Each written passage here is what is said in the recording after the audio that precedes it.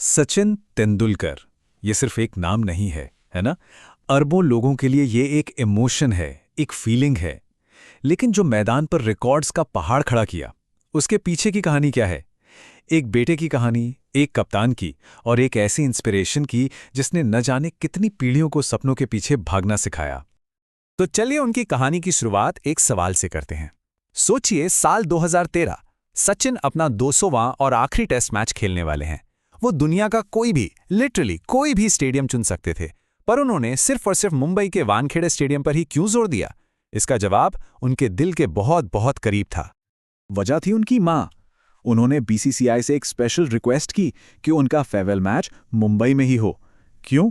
क्योंकि जैसा कि उन्होंने खुद कहा, मेरी माँ ने मुझे कभी लाइव खेलते हुए नहीं देखा था। वो चाहते थे कि उनकी माँ, जिनकी सेहत थोड़ी नाजुक थी, वो स्टेडियम में आकर देखें कि उनका बेटा 24 सालों से आखिर कर क्या रहा है। ये एक ऐसा मोमेंट था जिसने उनके पूरे लेजेंडरी करियर को एक बहुत ही खूबसूरत पर्सनल टच दे दिया।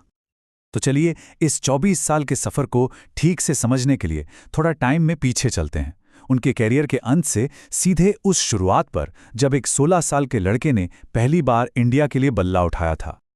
1989 से 2013, पूरे 24 साल। सोचिए, क्रिकेट की दुनिया में जहां प्लेयर्स आते जाते रहते हैं, इतने लंबे समय तक वो भी टॉप पर बने रहना, ये अपने आप में कमाल की, एक अविश्वसनीय कहानी है। और ये शुरुआत कोई फूलों का सेज नहीं थी। जरा इमेजिन कीजिए, सिर्फ 16 साल की उम्र, और सामने कौन?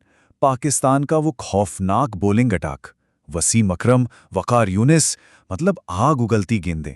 उस मैच में उन्होंने सिर्फ 15 रन बनाए, पर उस दिन दुनिया को एक झलक मिल गई थी कि आने वाले वक्त में क्रिकेट पर कौन राज करने वाला है।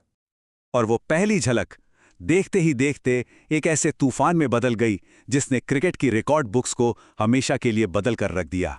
उन्हें क्रिकेट का भगवान यूं ही नहीं कहते। चलिए देखते हैं क्यों। तो शुरू करते हैं उनके कुछ हैरत अंगेज आंकड़ों से। सबसे पहले ये नंबर देखिए, 100 इंटरनेशनल सेंचुरीज। ये एक ऐसा आंकड़ा है जिसके बारे में सोचना भी मुश्किल है। क्रिकेट के इतिहास में ऐसा करने वाले वो अकेले इकलौते खिलाड़ी हैं। ये एक ऐसा पहाड़ है जिसके आसपास भी आज तक कोई नहीं पहुंच पाया। फिर आता है रनों का ये अंबार, 34,000 से भी ज्यादा इंटरनेशनल रन्स।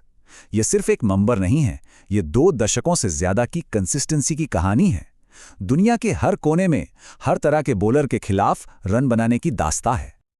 और ये सब उन्होंने किया 664 इंटरनेशनल मैचों में।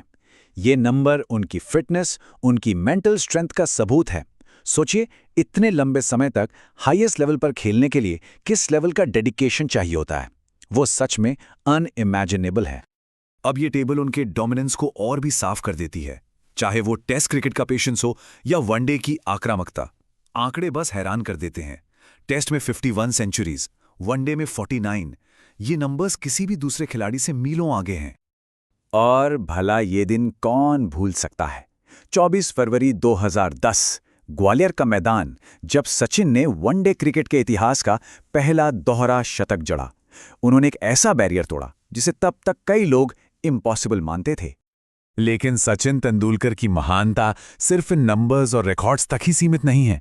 उनकी कहानी उन मुश्किलों की भी है जिनका उन्होंने सामना किया, और उन पलों की जब उन्होंने साबित किया कि वो सिर्फ एक महान खिलाड़ी नहीं बल्कि एक महान इंसान भी हैं। एक खिलाड़ी के तौर पर उनकी महानता पर कोई सवाल ही नहीं है, लेकिन बतौर कप्तान उनका सफ़र काफ़ी चुनौतियों से भरा रहा। और यही चीज़ उनकी कहानी में एक बहुत ज़रूरी मानवीय पहलू जोड़ती है।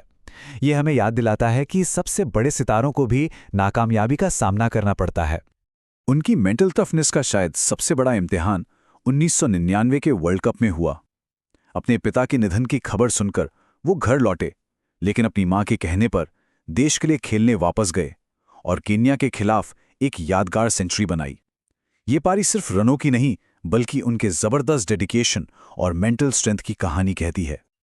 और यही डेडिकेशन था जिसने उन्हें सिर्फ एक क्रिकेटर से कहीं ज्यादा एक नेशनल आइकॉन बना दिया। एक ऐसा नाम जिसका सम्मान मैदान के अंदर और बाहर दोनों जगह होता है। हर क्रिकेटर का एक सपना होता है, वर्ल्ड कप जीतना। सचिन के लिए सपना जो सालों से अधूरा था, वो 2011 में पूरा हुआ। अपने होम ग्राउंड पर, अपने करोड़ों फैंस के सामने। उस वर्ल्ड कप ट्रॉफी को उठाना शायद उनके शानदार करियर का सबसे सुनहरा पल था। और इन सभी पलों के पीछे की जो पर्सनल कहानियां हैं वो खुद सचिन ने अपनी आवाज में अपनी autobiography playing it my way में बताई हैं, जो इस एक्स्ट्रा ऑर्डिनरी सफर को और भी गहराई से समझने का मौका देती है। फिर आया साल 2014, जब उन्हें भारत के सबसे बड़े नागरिक सम्मान से नवाजा गया, भारत रत्न।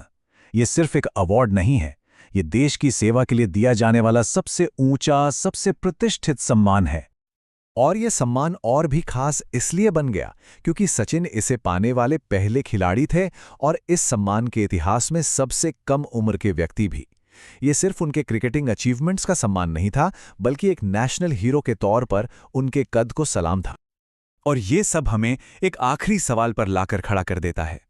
उनके रिकॉर्ड्स, उनका इम्पैक्ट और 1 अरब से ज्यादा लोगों के लिए जो वो इंस्पिरेशन बने, क्या क्रिकेट की दुनिया फिर कभी कोई दूसरा सचिन तेंदुलकर देख पाएगी? ये एक ऐसा सवाल है जिसका जवाब शायद सिर्फ वक्त के पास है।